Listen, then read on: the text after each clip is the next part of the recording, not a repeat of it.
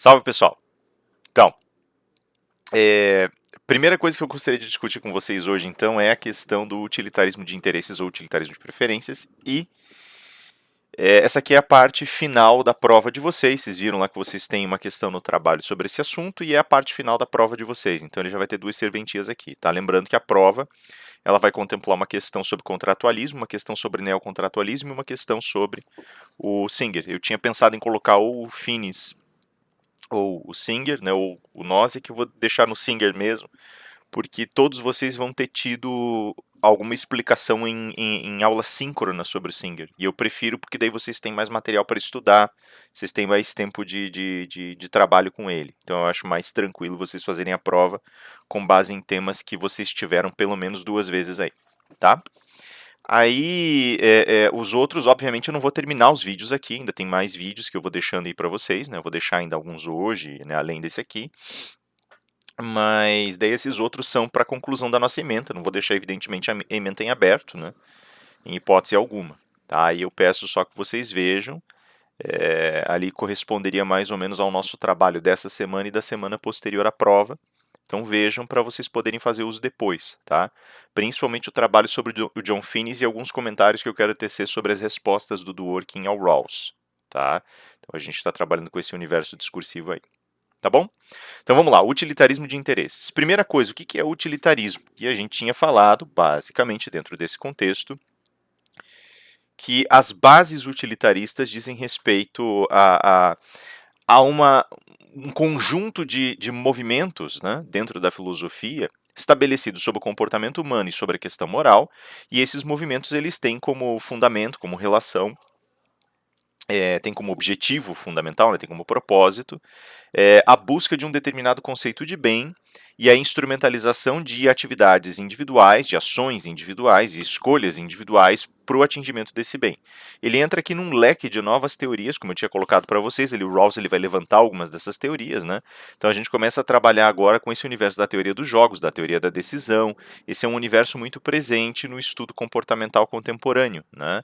Que vai tentar justamente ligar os traços quantitativos, as leituras sociais, antropológicas, né, dentro do contexto específico da nossa leitura do direito, com aquilo que nós entendemos ser a possibilidade de tomada de decisões e o nosso conjunto, o nosso contexto de escolhas morais. Tá? O que acontece dentro desse modelo aqui do utilitarismo de interesses ou utilitarismo, né, é, é, de preferências? Nós temos, na realidade, uma diferença muito grande desse novo utilitarismo em relação àqueles velhos utilitarismos. Os velhos utilitarismos eles eram assentados sobre a ideia de que a construção desse bem-estar geral, ela apareceria a partir do momento em que eu criasse elementos de medição para as ações, mas sempre tendo em vista parâmetros valorativos que podiam construir essa visão talvez mais ampla, essa visão talvez mais universal de um bem comum. Então, se a gente parar para pensar mais especificamente nos modelos sociais que nós estamos enfrentando, a gente imaginaria que uma determinada sociedade já tem muito claramente assentadas as suas necessidades, né, enquanto corpo, enquanto coletividade, e também tem muito claramente assentados os valores que quer defender. O problema é que essa defesa, esse assentamento geral de valores, ele tem preço, na verdade. Quando a gente vai falar sobre essa possibilidade de um assentamento de valores em sentido mais universal, a gente também está falando sobre uma certa continuidade histórica das relações morais, né? Então, muito embora esses modelos eles tenham tentado criar uma divisão, tenham tentado aparecer como um divisor de águas em relação àquelas velhas qualidades morais kantianas, isso é uma coisa que o próprio Finis vai colocar quando ele começa a discutir a teoria do direito natural dele, a teoria da justiça dele, né? Nós ainda continuamos enxergando uma certa continuidade entre certos pensadores e arquiteturas um pouco mais antigas de pensamento. Pensa assim, eu venho, por exemplo, eu coloquei na sessão síncrona, por exemplo, as figuras do Bentham e do Mill, como sendo, né, os dois corifeus, os dois, né, porta-vozes iniciais, né, da, do utilitarismo, né, principalmente o Bentham, e na mentalidade benthamiana e milliana, vamos dizer assim, né, nós tínhamos um cálculo que era feito, um cálculo relacionado para tentar estabelecer se nós deveríamos agir de uma certa forma ou se nós deveríamos seguir outros rumos através desses campos de ação. E o que acontece é que, dentro desse contexto específico, a mentalidade benthamiana ela começa de fato a trabalhar com expectativas que dizem respeito a essa preocupação mais ampla de um determinado contexto social. Existe ali uma ligação entre o indivíduo e a sua prestatividade ampla em âmbito social, entre o contraste das suas vontades, dos seus desejos e essa conexão mais ampla, que é o atendimento de uma fruição mais adequada desse meio, desse ambiente social. E o que acaba acontecendo nesse sentido é que esses indivíduos, né, que estão colocados dentro da teoria benthamiana, eles vão, de fato, tentar promover essa pontuação, por assim dizer, de determinadas decisões ou ações. Claro que quando você vai fazer isso, você já tem que ter em mente aquele projeto inicial de bem. E esse projeto inicial de bem geralmente vai levar em consideração traços harmônicos de uma sociedade, a vida harmônica em sociedade, pacificação, vai levar em consideração a possibilidade de uma vida mais saudável e lúcida pelos descendentes daqueles grupos que estão ali, vai levar em consideração vidas mais harmônicas, né? Então, todos os elementos que estão sendo colocados vai levar em consideração a caridade, vai levar em consideração uma solidariedade social mínima. Esses valores, eles estão colocados, só que discuti-los é um problema. Né? Foi aquilo que o Rawls colocou para nós, só que agora sob um escopo um pouquinho diferente. Rawls fala: nós não conseguimos concordar a respeito da natureza desse bem. Eu diria o seguinte: o perigo está quando nós concordamos, porque a concordância significa que, pelo menos no sentido específico da teoria, né? A concordância significa que nós atropelamos etapas teóricas para tentar construir essa figura de bem. Em que medida eu estou dizendo isso? Para o Bentham é uma coisa meio óbvia que a sociedade tem que ser harmônica, tem que ter uma solidariedade mínima e ela tem que ser organizada de modo a permitir uma constituição ordeira dos descendentes dessa sociedade. Tem que permitir uma certa continuidade. E esses elementos aparecem em cada cálculo exemplificativo que ele nos dá. Qual é o problema que advém disso? Todos os valores que ele defende são valores das sociedades que vieram antes dele, né, dos modelos sociais que já foram construídos antes dele. Então ele está revisitando a moralidade cristã em determinada medida. Não que haja algo errado com a moralidade cristã, não é isso. Mas se nós estamos procurando uma proposta objetiva e já chegamos com a resposta pronta, de que nos adianta? Percebem? Então, não existe ali um raciocínio para explorar essas virtudes e esses valores, mas existe um raciocínio que conecta a atuação individual a valores previamente estabelecidos. E o que é pior, ela mascara a relação previamente existente desses valores, fazendo com que os raciocínios sejam induzidos. Eu dei nas aulas síncronas para vocês o exemplo que o Bentham utiliza do sujeito que é um jogador, né? E esse jogador vai lá e ele vai pedindo dinheiro emprestado para um amigo porque ele está sendo ameaçado por pessoas para quem ele deve, né, que estão justamente cobrando as dívidas de jogo dele. E aí ele começa a fazer o cálculo sorrateiro dele, dizendo assim: olha, se eu dou o dinheiro, eu sou um bom amigo, né, ajo como um bom amigo e salvo meu amigo dessas ameaças, resolvo o problema dele. Então seria um benefício entregar o dinheiro. Contudo, se eu entrego o dinheiro, eu estimulo o mau hábito. Percebem? Tá, mas por que isso é um mau hábito, afinal das contas? Me explique primeiro por que o jogo é um mau hábito. Né? Eu não estou dizendo que não seja ou que seja, não estou fazendo juízo moral. Mas a questão é, se você vai se engajar em uma teoria que pretende explicar como você toma decisões e quais decisões morais se dirigem para um fundamento ético do bem, você vai ter que discutir a natureza desses elementos. Não há saída. E ele não consegue estabelecer essa discussão porque ele já está jogando com o baralho marcado. Percebem? Então o que acontece é que esse utilitarismo mais tradicional, ele não dá conta de resolver determinados elementos. E a crítica que o Rawls faz é uma crítica que o Singer absorve na obra dele também.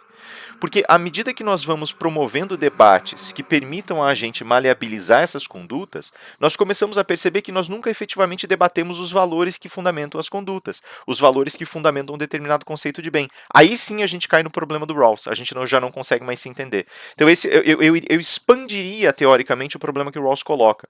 Não é que nós não conseguimos descobrir o conceito de bem, é que quando descobrimos fazemos mal porque pulamos etapas de discussão. E por isso nós não debatemos.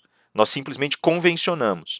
Quando descobrimos, é porque nós não avançamos teoricamente, pulando irresponsavelmente etapas, mas descobrimos a verdadeira natureza do problema. De modo que os utilitarismos em seus sentidos clássicos, em seus estados clássicos, eles não dão conta do problema porque eles não querem arriscar uma discussão séria. Eles não conseguem arriscar essa discussão, né? Então, basicamente, enquanto o Rawls faz no neocontratualismo dele essa crítica ao utilitarismo, o Singer ele vem tentar reparar esses estados. Ele vai dizer, olha, realmente, o utilitarismo clássico, e esse é a maneira como ele lê o texto, os textos do utilitarismo clássico é interessante porque ele vai dizer assim, de fato, o utilitarismo clássico ele não dá conta. Né? Vão aparecer discussões ali que ele não vai resolver. E aí a gente tem que partir de uma certa base nossa. E veja que uma das primeiras coisas que ele fala no Ética Prática é, então vamos começar com o pavimento daquilo que nós entendemos como algo passível de seleção pela sociedade contemporânea. Só que quando ele fala isso, ele vai ao encontro das teorias neocontratualistas, ou do neocontratualismo do Rawls.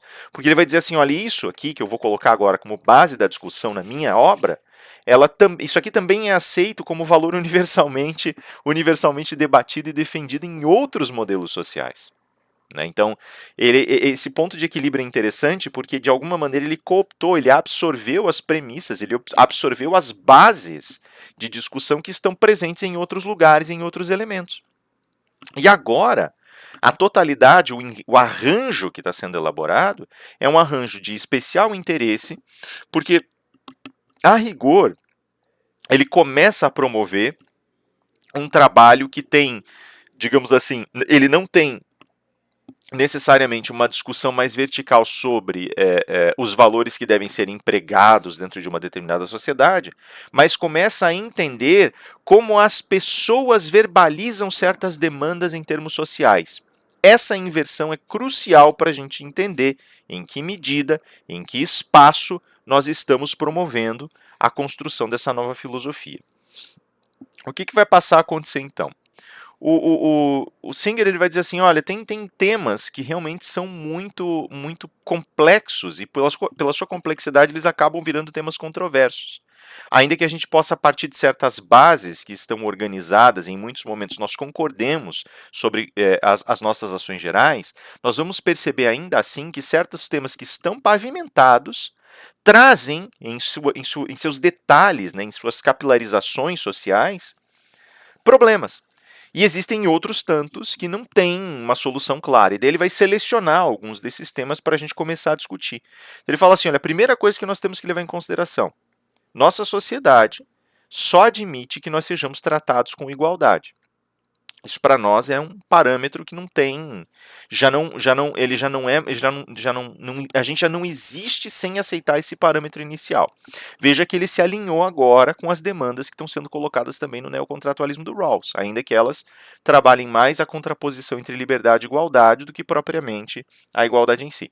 E aí o Singer ele vai falar assim, então vamos trabalhar esse conceito de igualdade, nós vamos começar por essa base. Como é que eu vou trabalhar essas costuras aqui? Essa é a pergunta. Ele vai dizer assim, olha, a igualdade, por exemplo, ela traz à tona alguns temas interessantes que historicamente foram desrespeitados e hoje são muito defendidos. Né? Hoje eles estão estabelecidos como pontos sensíveis de defesa. Então ele fala, por exemplo, do preconceito racial, né, da discriminação racial, vai falar da discriminação de gênero. Ele vai dizer, esses dois polos, eles são interessantes porque nós já admitimos que nós não podemos discriminar por conta da raça, por conta da cor da pele, nem por conta do gênero. E aí ele vai falar assim, tudo bem, só que mesmo assim, nós ainda temos práticas discriminatórias nas nossas sociedades. E nós precisamos olhar com mais cuidado para essas práticas discriminatórias, porque elas infelizmente trazem argumentos que nós não cuidamos socialmente de refutar. E aí ele vai dizer assim, então vamos buscar a refutação desses termos até para a gente começar a entender o que significa, de fato, uma série de opções utilitaristas. E aí ele começa a retomar essas ferramentas para tentar entender como nós conseguimos chegar à conclusão de que nós precisamos ter um tratamento igualitário. E o que acontece nessas dinâmicas que ele está acenando, que ele está pontuando. E a primeira discussão é da discriminação racial. E ali ele inicia um debate falando, olha, de fato, nós não vamos mais ter a aceitação da discriminação racial. A gente conhece todo o histórico terrível que a gente teve ao longo dos últimos séculos, ao longo de séculos, na verdade, para não dizer últimos séculos, mas ao longo de séculos. E a gente também entende que, em alguma medida, esses trabalhos, essa maneira da gente chegar até hoje tentando refutar essa discriminação racial, traz à tona também, por outro lado, uma série de argumentos que tendem a defender essa discriminação, infelizmente. Né? E agora a gente fica com esses dois polos. E ele vai começar a trabalhar ao redor de certas questões e vai dizer assim, olha, vamos olhar então as questões que ainda são controversas. Não vamos olhar só para as questões, porque, evidentemente, quando a gente vê que existe discriminação, isso acaba sendo evidenciado, a gente já aplica o princípio, aplica o dispositivo normativo, o princípio, o dispositivo moral e encerra o assunto. Vai dizer, tá, mas vamos olhar as questões que ainda são controversas dentro disso. E ele vai atacar o tema do regime de cotas, né? Ele pega um caso, que é o caso do Blake contra o estado da Califórnia, e vai discutir ao redor desse caso a questão da presença de cotas para afro-americanos, né, em universidades norte-americanas. Ele vai dizer assim, olha, numa situação dessas, a gente já fica coçando a cabeça, porque a gente não sabe, num primeiro momento, vejam bem, se existe ali um traço discriminatório ou se existem outras formas que podem inclusive alimentar a discriminação, porque os argumentos vão sendo suscitados. Ele vai dizer assim, olha, se a gente for levar em consideração ali a questão do bem tradicional do utilitarismo, a gente já não sabe mais o que é o bem nesse caso, a gente não sabe o que é.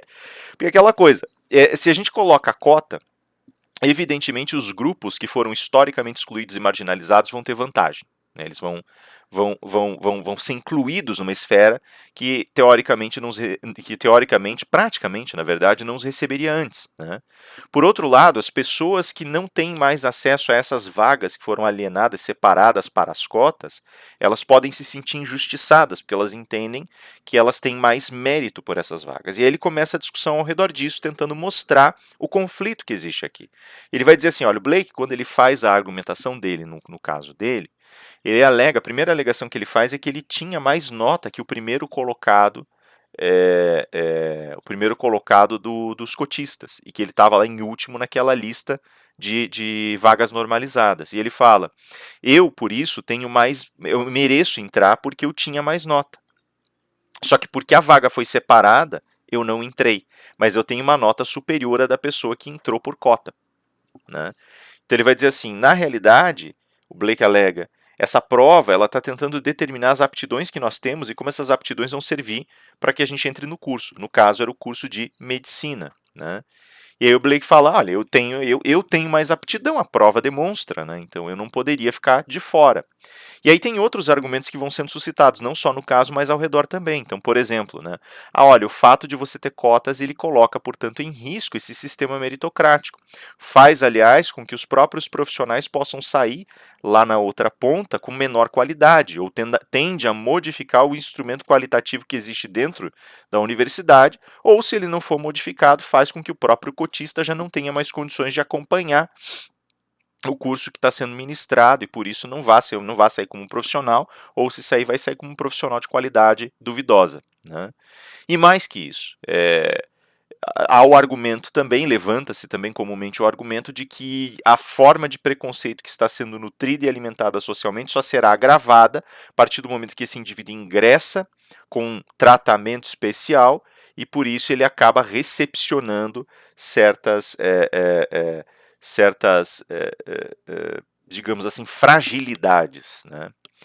E o Singer fala, olha, vamos olhar então, né, e veja, por favor, lembrem-se, tá, esses argumentos que eu estou colocando são argumentos que o Singer discute racionalmente, ele mesmo é muito cuidadoso para não ser ofensivo, mas é necessário debater racionalmente esses argumentos, tá? Não quer dizer falar deles, né, como o Peterson falou certa vez, revoltado numa palestra, tratar de certos argumentos não significa defendê-los, tá? Quem me conhece sabe que eu jamais defenderia isso, né? Eu defendo o regime de cota até debaixo d'água, como eu falei numa aula síncrona nesses dias. Para mim é o regime que tem que vigorar, enfim, né? Primeiro argumento que ele coloca lá, tá, mas eu tenho mérito e eu tenho mais aptidão. Ele fala, olha, se a gente for, o Singer fala, os dados, eles contrariam essa afirmação. Se a gente for levar em consideração as notas dos ingressantes e dos concluintes, né, e o desempenho das pessoas dentro da universidade, não necessariamente isso aí vai corresponder à nota de ingresso, à nota da prova de ingresso, tá, dos exames de ingresso. O que significa dizer, as notas consideradas para exames de ingresso, né, no caso dos lugares que usam aquela média, né, do ensino médio do indivíduo, aquele negócio todo. Fala, não corresponde. Então, dizer que porque você tirou uma nota melhor aqui nessa avaliação de ingresso, você tem mais aptidão para o curso, é besteira, é lorota. Você pode me dizer também que a qualidade do ensino é modificada. Não é. O ensino continua sendo o mesmo e a pessoa tem que se adaptar. Você também pode me dizer que o cotista vai se sair pior do que o normalizado. Não se sai. Muitas vezes sai melhor, né? Isso, se a gente quiser aqui, a gente pode emprestar essa discussão e trabalhar aqui no Brasil isso, né? As cotas em universidades federais, por exemplo, é muito interessante, que o cotista entra, ele tem mais dificuldade no começo, mas ele sempre sai, sempre não, mas quase sempre sai, né? Os dados demonstram que ele quase sempre sai com uma qualidade bastante maior, bastante superior àquela do normalizado. Então, se a gente for levar em consideração o desempenho acadêmico geralmente dispara e é muito melhor para o cotista. Porque o cotista enfim, tem várias razões que podem aparecer aí, né? Mas o estudante cotista, ele está mais concentrado no estudo, ele está mais concentrado no universo, né? Muitas vezes o estudante normalizado nem sempre está nessa mesma batida, ele está preocupado com outras questões não necessariamente vinculadas ao desempenho acadêmico. Tá? Enfim, né? Então ele já derruba aqui de cara, né, a ideia de aptidão. Ele fala, essa aptidão aqui não dá para aferir desse jeito, não dá para dizer que você teria melhor qualidade, não dá para dizer que o cotista racha o curso para trás, não dá para dizer que o cotista tem um desempenho pior. Nada disso corresponde à realidade. Você diz assim, mas daí pode existir uma outra forma de preconceito, porque o cotista entrou, porque não sei o que, não sei o que, não sei o que. Ele fala, bom, a questão do preconceito, ela não está diretamente ligada às políticas públicas ou às políticas privadas que eu estabeleço para oferecer benefícios para indivíduos. Se há preconceito, ele vai florescer aqui, né?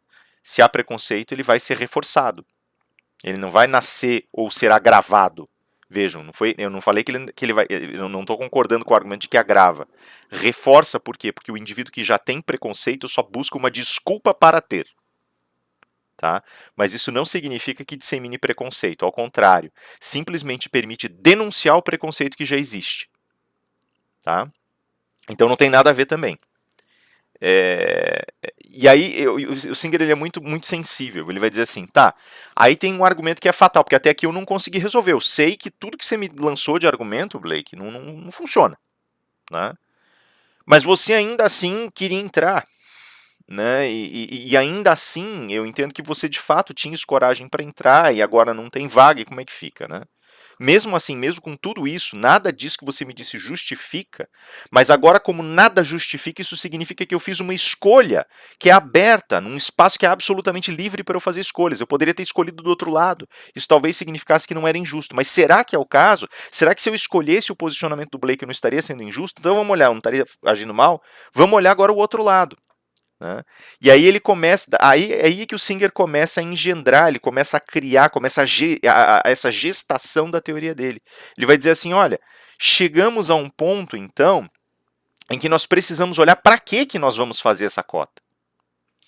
E a cota, ela é feita com um objetivo muito simples, incluir pessoas que não foram incluídas antes. Nós estamos pensando, até aqui, a cota por um sistema valorativo, que tenta explicar de antemão o que nós devemos compreender como bem. Isso não está certo. A gente tem que parar para pensar que o Blake está querendo entrar, e é isso. E ele está usando o que ele pode para tentar agregar força para o argumento dele. Por outro lado, a escolha que eu fiz, ela não tinha como intenção dizer estou querendo reforçar a igualdade enquanto valor. Seu propósito era pegar pessoas que hoje não têm acesso, colocá-las ali para que amanhã ou depois os descendentes, os herdeiros dessas pessoas e outros tantos possam continuar tendo acesso, para que eu possa implementar a igualdade. Percebe? Não defender uma igualdade que já existe porque ela não foi concretizada ainda. Então é um passo para a sua concretização, não é olhar para o passado, é olhar para o futuro, não é olhar para o valor, é olhar para o esquema estrutural de coisas. E agora, com este olhar, o Singer vai dizer assim, eu posso, por exemplo, lançar um argumento que é fatal para essa discussão. Quando a pessoa entra, um afro-americano entra na faculdade, descobre o conhecimento que ele precisa ter, então vira um médico, ou vira uma médica e sai daqui, quando voltar vai ter uma tendência muito maior a aplicar seu conhecimento na sua comunidade. Quando você, Blake, entra e aprende, você não vai voltar para a comunidade dessa pessoa, porque você não conhece. A tua tendência a voltar para essa comunidade, a chegar a essa comunidade e oferecer o teu arsenal técnico é muito pequena. Né? A probabilidade é muito pequena. Então o que eu estou fazendo é trazer essas pessoas para dentro para disseminar mais, para levar essa pauta de conhecimento que está sendo explorada aqui para lugares que ela não alcançava antes. Eu estou implementando igualdade. E se você está me dizendo que você faria, que você provavelmente faria, eu tenho dados para demonstrar que na maioria das vezes não se faz. Então eu sei que a decisão de fazer as cotas é a decisão correta, é a melhor. Percebem? Ele vai dizer, olha, o problema é que eu não posso ler isso tentando entender a igualdade como um valor estabelecido ou tentando estabelecer o resultado da discussão a partir de causas valorativas que definam o bem com relação à igualdade. Eu preciso olhar quem está clamando por igualdade e por quê. E aí eu preciso ver, dentro desses clamores contrapostos, que são os lugares que me interessam, porque quando não está contraposto a gente já definiu. Agora, quando existe uma contraposição, quando existe conflito, aí tem indefinição, é aí que eu preciso tomar a decisão. Ali eu preciso perceber quem vai sofrer a maior perda se eu disser não. Para que lado a perda vai acontecer caso eu diga não. Né? Então, assim, se eu disser não pro Blake, o que vai acontecer? Olha, o Blake ele continua tendo uma série de vantagens sociais, ele continua tendo acesso a outros lugares de ensino, ele continua tendo acesso. A nota dele foi melhor. Agora o argumento que ele usou detrai. Porque eu estou basicamente dizendo, cara, olha, você do jeito que você é, sem eu te oferecer nada, você já tinha capacidade aí para quase entrar. Né? Você está concorrendo com outros grupos. Você não precisa. Eles precisam. Percebem? Se eu tirar deles, por quantas gerações eu vou perpetuar essa desigualdade? Se eu tirar de você agora, a tua perda é desse tamanho. Você pode fazer outras coisas. Perceberam a jogada? Então o universo que ele começa a entender é esse universo de interesses contrapostos ou preferências. Né? E agora, o entrelaçamento dessas relações vai permitir a fundação de um conceito de interesse. No seu segundo grande argumento, que é o da discriminação de gênero, ele vai entrar em algumas questões, alguns detalhes um pouquinho viscosos também. Né? Ele vai dizer assim, olha, tá certo, a gente entende que não tem que haver discriminação de gênero, mas a gente também entende que existem diferenças fundamentais entre os gêneros. Veja que ele não entra aqui na comunidade LGBTQIA+, não entra, tá? Ele não vai falar especificamente, porque daí realmente a discussão ela entra num grau de complexidade muito intenso. Porque daí a gente está falando sobre várias relações sobrepostas, desde a questão da identidade particular de uma pessoa, sua identidade física, psicológica, né, genética, como essas identidades se relacionam, a orientação sexual da pessoa, que é outra coisa. Né, então tem todo esse leque de compreensões, esse tema é super, super complexo. Então ele não avança para esse lugar. Porque ele precisa da discussão simples para poder montar a teoria. Não significa que a teoria não possa aparecer ali, ela vai aparecer ali, eventualmente, claro, mas ele se resguarda dessa discussão porque ela é uma discussão muito complexa. E daí, para você começar a construir uma teoria na complexidade, não dá certo, tem que começar do simples. Né? Então ele vai para um tema mais, aspas, simples, que não é simples, e começa a discutir só a questão do gênero masculino e gênero feminino. Ele fala, olha, tá, a gente não pode diferenciar, né, o masculino do feminino, o homem da mulher, não pode ter diferença. Tá. O problema é que tem. E a gente sabe que tem. Por exemplo, um exemplo que ele pega, a mulher recebendo menos para fazer o mesmo trabalho que o homem. Né? Porque a mulher é mais frágil, porque a mulher rende menos, porque a mulher é engravida, porque a mulher isso, aquilo outro. Cara, existem diferenças fisiológicas. E a gente já sabe, a gente já descarta de cara a possibilidade de criar distinções prejudiciais nesse sentido. Se deve haver alguma distinção normativa, alguma distinção administrativa ou de gestão, é para preservar a pessoa diante das particularidades que ela tenha. Então, a mulher engravida, tudo bem, eu vou oferecer alguns regimes especiais, porque eu não posso ter uma pessoa que de repente está grávida podendo prejudicar a sua gestação. Então, ela tem que ter uma proteção especial. A pessoa, a mulher, ela tem algum tipo ela tem peculiaridades físicas? Tem. Então, por exemplo, você vai fazer um trabalho de turno de 8 horas, você tem que oferecer mais paradas para a mulher poder usar o banheiro. Porque ela precisa mais, né? Até aí tudo bem, né? Assim, isso a gente entende, né? Tem gente que infelizmente não aplica, mas a gente entende. Isso é racionalmente compreensível, né? Isso está racionalmente estabelecido. O problema começa quando a gente entra em outras questões, né? Então, por exemplo, diferenciar o valor salarial. É pacífico que não se deve. Contudo, tem pessoas que ainda levantam o argumento de que se deve, dizendo, por exemplo, a mulher produz menos por ser mais frágil. Esse é um argumento que não tem fundamento. A gente sabe que ele não tem fundamento porque isso depende da adaptação do indivíduo ao trabalho. né? E se a gente for olhar bem especificamente, a gente vai ter que começar a considerar então as individualidades e aptidão ou não aptidão para o trabalho. E isso não é uma questão de salário, não é essa a questão é como a gente gere as aptidões particulares de cada um e como a gente faz com que a pessoa desfrute melhor do seu ambiente de trabalho e como essa pessoa pode ser, como seu potencial pode ser melhor aproveitado, né? Mas a gente pode, alguns vão dizer assim, não, mas realmente existem situações, por exemplo, e aptidões específicas que deveriam ser colocadas nas mãos dos homens, porque os homens têm certas atribuições psicológicas. Então o que ele faz com isso? Ele disse assim, olha, as diferenças físicas não me interessam, pode jogar fora. As psicológicas ainda podem gerar algum confronto, porque o discurso ainda é muito. Esse discurso que a gente tem, esse discurso empresarial de hoje, ele ainda absorve em algumas das suas etapas essa ideia de que o homem, às vezes, né? Então tem uma diferença comportamental que pode fazer ele mais útil em certas posições, a mulher, assim, assim. Vai dizer assim: olha, tem, por exemplo, uma ideia que circula por aí de que o homem tende a ser mais agressivo que a mulher. E aí a gente vai olhar e realmente há dados científicos que falam que o homem tem uma tendência à agressividade maior do que a mulher, né? E tô falando isso estatisticamente, né? Ah, mas é uma questão de criação, ah, mas é uma questão hormonal, ah, mas é uma questão. Não importa pelo que é, não importa o que seja. O fato é que é. A gente tem esses dados, tá? E aí a gente precisa se perguntar, então isso significa que o homem deveria assumir, por exemplo, cargos que envolvem maior agressividade e as mulheres não? Então, por exemplo, os cargos que envolvem mais sangue no olho, tipo ser CEO de empresa, negociante, coisa assim, ou profissões que são mais brutais mesmo, que exigem mais explosão muitas vezes, deveriam ser cargos só para homens? Eu falo, olha, se eu partir só desse pressuposto, talvez eu pudesse dizer sim, mas não é o caso, né? Até porque as questões que envolvem profissão, de novo, elas envolvem uma adaptação do próprio indivíduo e elas envolvem alternativas na maneira de você resolver problemas, né? Então, se a mulher tem mais, outra pesquisa, né? A mulher tem mais sensibilidade, uma capacidade maior de percepção ambiental, de acolhimento, né? Isso estatisticamente também fica comprovado. Ele vai dizer: o fato de você ter essa comprovação estatística não significa que você deva criar impedimentos para a pessoa assumir certos cargos ou benefícios para outras pessoas. Ao contrário, deve significar que esses universos vão ser adaptados ao próprio estilo de trabalho dessas pessoas, né? E aí o Singer começa então a cinzelar melhor as suas expectativas. Ele vai dizer assim: olha, vamos olhar então agora os argumentos mais fundamentais. O homem, evidentemente, se a gente for olhar pela perspectiva do interesse, e o Singer ele tem uma definição bem clara de interesse ao longo do texto dele, constrói ao longo do texto dele uma definição bem clara de interesse, né? Quer dizer, ó, se você for olhar os interesses do homem, é óbvio que o homem não vai ter interesse de ter a mulher ocupando os mesmos espaços que ele, porque é mais concorrência para ele. Então o indivíduo ele vai querer menos concorrência, né? Não é que o Rafael não quer, não é isso, tá? O Rafael quer, o Rafael ao contrário quer que todo mundo seja tratado igualmente, que abra mais espaço, que tudo seja mais democrático, é o que o Rafael quer. Interesse não é o que eu quero, tá? Ele às vezes pode coincidir com o que eu quero. Interesse é aquilo que torna a minha vida em sociedade mais cômoda.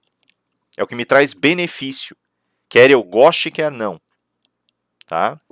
E isso é um dado objetivo, por isso que ele parte para essa questão do interesse, né? É objetivo que se eu tiver menos concorrência, minha vida é mais fácil. Objetivo. Tá?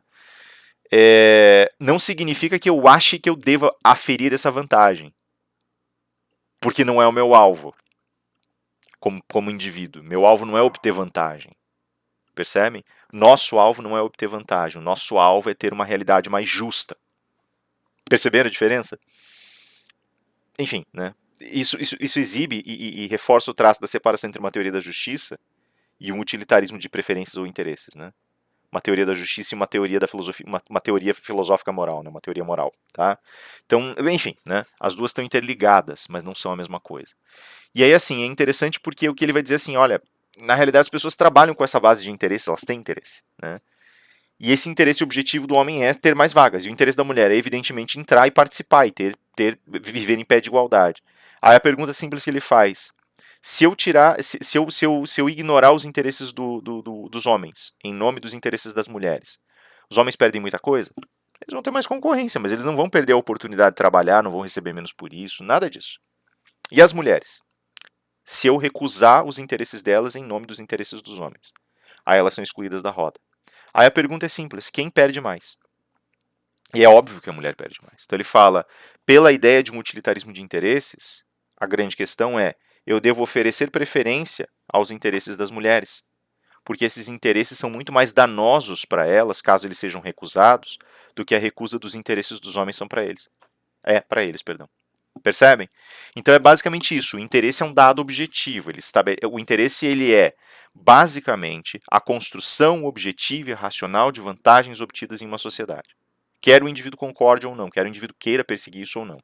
Tá? Isso é o chamado interesse. A regra é o interesse que, negado, causar mais dano, deve ser o interesse preferido. Tá? É essa a regra que ele estabelece. E aí ele chega num terceiro universo argumentativo, que ele está construindo isso aos poucos, na verdade. Né? Na realidade, todas as escolhas que ele fez em virtude de um grande debate que ele quer trabalhar. Né? Daí tem um terceiro universo de discussão que ele coloca, que a gente debateu, que é o universo de discussão de quem pode ter interesse. E é super importante, ele vai dizer assim, não, mas eu só tenho interesse então se eu puder me comunicar, se eu estiver desperto, se eu falar com as pessoas. Ele vai dizer assim, nós já estabelecemos por outras linhas de utilitarismo que uma pessoa que não tenha consciência de seus próprios interesses não necessariamente deixa de ter interesses. Aliás, eu acabei de criar essa separação, não é o que eu quero ou o que eu verbalizo, é o que é objetivamente posto como vantagem para mim. Tá? E eu, portanto, não existe ingerência da minha vontade sobre o meu interesse. Existe sobre o reclamar meu interesse, ou refutá-lo, ou colaborar para refutá-lo. Mas não existe na natureza e no conteúdo desse interesse. Tá? E aí o que acontece? Então, dentro desse contexto específico, o Singer, de uma forma muito interessante, ele retoma a questão dizendo assim, tá, então se eu não estou desperto, por exemplo, eu tenho interesse, daí tem utilitarismos que vão dizer que não, que quando a pessoa não está consciente, seus interesses são sublimados, né, suas preferências e interesses são sublimados, ao passo que tem outros que vão dizer que se esse silêncio súbito e inconsciência da pessoa é momentâneo, aí tem. Então, para falar, por exemplo, quando uma pessoa vai dormir, os interesses dela não desaparecem, quando ela acorda, os interesses ainda estão lá. Mas se uma pessoa entra em estado vegetativo ou comático, isso já pode começar a mudar de figura, ainda que você possa esperar que a pessoa desperte depois, e ali você já tem um problema de fronteira. Ele vai dizer, tá, mas e as pessoas que não têm consciência nunca? Então, por exemplo, as crianças que, enquanto no curso de suas infâncias, não têm consciência. Elas virão a ter consciência, por isso os interesses são preservados. Tá, mas e as crianças que têm algum tipo de transtorno mental, que têm algum tipo, né, de necessidade especial e que nunca vão entender o mundo como os outros entendem? Elas têm ou não têm interesse? E aí fica ele fala assim, olha, me parece meio óbvio que nós não deixamos de atender os interesses dessas pessoas, ainda que historicamente tenhamos deixado. Hoje, em virtude daquela não discriminação, em virtude do estabelecimento sólido da igualdade, inclusive, nós sabemos que essas pessoas têm interesses e vamos proteger. Mesmo que uma pessoa, uma criança, por exemplo, nunca vai chegar a ter um amadurecimento mental que supere, sei lá, a própria infância dela, que supere, sei lá, 8, 9, 10, 12 anos de idade, sei lá eu. Ela vai ser protegida do mesmo jeito. E ele fala, tá, se é essa a questão, então, eu devo, por exemplo, pensar que um bichinho como a Kita aqui tem interesses? Aqui está a nossa hóspede, vocês sabem, né? E aí, ó, tô olhando pra cara da Kita aqui, ela tá me olhando com o olhinho quase fechado, tá quase dormindo. A Kita tem interesses, evidentemente. Né? Ela tem interesse em ser alimentada, a comidinha dela tá aqui embaixo. Ela tem interesse em voltar para a natureza, por óbvio, né? É, é, ela tem esses interesses. Daí você vai dizer assim, tá, mas ela é um animal. O que ela sabe de interesses, né? Aí eu posso te responder, veja, a criança ela não entende o interesse, mas ela tem. Aí você vai dizer, tá, mas a criança é humana. E eu te digo, tá, qual é a diferença do humano? Te pergunto, qual é a diferença do humano para o animal? E aí você me diz, o humano é racional, tem uma tendência à racionalidade, o animal não. Pois eu te digo, todas as vezes que eu coloco as frutas para a Kita sabe descer e vai comer as frutinhas dela. Todas as vezes que eu abro a gaiola, ela tem agilidade suficiente para sair e para buscar esconderijos nos cantos. Todas as vezes que ela vê o espaço de fora, ela quer sair. Todas as vezes que eu crio um probleminha um pouco mais complexo para ela comer, que eu deixo o alimento em outra posição, ela é engenhosa o suficiente para achar caminhos para pegar os alimentos para si. Ela é engenhosa o suficiente para se comunicar com outras aves. Né? Um chimpanzé é engenhoso o suficiente para juntar partes e promover e trabalhar estratégias para buscar o que ele quer, pelo menos a curto prazo. Né? A gente tem, o animal ele tem uma capacidade de raciocínio. Então, ainda que não seja exatamente como a nossa, ele não é diferente da gente nisso. Uma ave como a Kita, por exemplo, ela consegue chegar a ter a consciência de uma criança, ela tem uma consciência semelhante de uma criança de 4, 5 anos de idade. Ela consegue, né? Aí você vai me dizer, tá, mas o animal ele não se comunica, ele não produz significação como produzimos, que é a diferença que o Cassirer dá. Concordo. A Kita não está por exemplo, fazendo oração. A Kita não está, né, enfeitando a gaiola dela, né? Ela não está escrevendo livros, que eu saiba, pelo menos ela não está marcando nos poleirinhos ali qualquer tipo de comunicação verbal ou poema. Então ela não tem essa dimensão significativa, mas isso é o suficiente para diferenciar. Nós vamos aprendendo isso com o tempo também. Tem pessoas que simplesmente não têm ou não desenvolvem. E agora? Né? Dimensão simbólica. Isso não significa que não tenham interesse ou não construam interesse. Eu posso ir além nessa questão argumentativa. Né? Eu posso dizer simplesmente, olha, até aqui o animal ele tem interesse em tudo. Daí você vai me perguntar assim, tá, mas como é que eu afiro o interesse? Né? Então tá, veja, eu posso aferir o interesse, por exemplo, eu sei, por exemplo, que uma criança ela tem interesse em comer. Se eu não der de comer, o que vai acontecer com a criança? Ela não vai chorar, espernear, dependendo da idade, vai reclamar porque quer comida, vai dizer que está com fome. Ela não vai acabar fenecendo sem comida, falecendo sem comida? Vai. Então o interesse dela é se alimentar. Aqui tá a mesma coisa. Né? Mas como é que eu sei que ela precisa se alimentar? Todos os dias eu sei que ela precisa se alimentar e se ela não se alimenta, ela começa a parecer mais fraca. Ela começa a se enfraquecer, ela começa a aparecer a se sentir mal. Enfim, né, e eu vou percebendo esses sinais. Ainda que as aves, por exemplo, geralmente tentem disfarçar por uma questão natural. Né? Elas não disfarçam o enfraquecimento delas, elas passam a ter. Elas podem ser mais facilmente predadas. Mas ela vai demonstrar em algum momento. Percebem? Então, o que significa esse contexto todo? Essa demonstração geral que nós temos, ela mostra, ela exibe traços de um certo interesse. Se eu for mais além, eu vou dizer assim, olha, na realidade a gente consegue ver que existem demonstrações propriamente ditas, demonstrações mais claras desses interesses, sobretudo no quesito constitutivo do prazer e da dor. Nenhum de nós tem interesse em sofrer, mas todos nós temos interesse em buscar as coisas que nos fazem, que nos satisfazem, o que nos trazem prazer. Aqui tá assim também, né? Se você der carinho a ela, ela vai querer. Se você for abrupto com ela, ela vai fugir. Esse tipo de coisa é facilmente demonstrável. Eu vejo isso no rosto da criança como eu vejo no animalzinho, no rosto do animal. As pessoas falam que animal tem cara, para mim tem rosto. Eu vejo no rosto do animal também. Né? Então, daí toda a ciência das coisas que gira em torno da possibilidade de construção do interesse. A gente pode dizer, inclusive, que o interesse significa afastar-se globalmente da dor e aproximar-se globalmente do prazer. Né? Aumentar o prazer global, reduzir a dor global. E essa é a grande questão. Se nós participamos da mentalidade utilitarista dessa forma, nós começamos também a entender que os animais têm interesse e estão incluídos. Você pode me dizer assim, mas eu não gosto de veganismo, não sei o que mais, não sei o que mais, não acho que tem que proteger animal. Cara, não importa, o animal tem interesse do mesmo jeito. Ele sofre e ele sente prazer. E aí entra a grande questão. Que direito tenho eu de comer a carne do animal? Que direito tenho eu de comer o produto da vida animal? E se a gente seguir essa mentalidade, ela é simples. Ela vai dizer, olha, você não tem, a rigor você não tem. Né? Vamos tentar medir, por exemplo, e dosar os interesses. Né? Um animal que sirva de alimento, um boi que sirva de alimento, ele tem interesse em morrer para servir de alimento? Evidente que não. Evidente que não. E nós, indivíduos, temos interesse em nos alimentar? Claro que a gente tem interesse em se alimentar. Só que a alimentação que a gente faz com o boi, ela traz uma série de elementos que são desnecessários. Nós não precisaríamos da carne para sobreviver. Nós podemos sobreviver à base de outros alimentos, sem dúvida alguma. E daí, nessa contraposição, a gente começa a perceber que o boi perde muito mais do que a gente. A gente perde o prazer de comer carne, o boi não.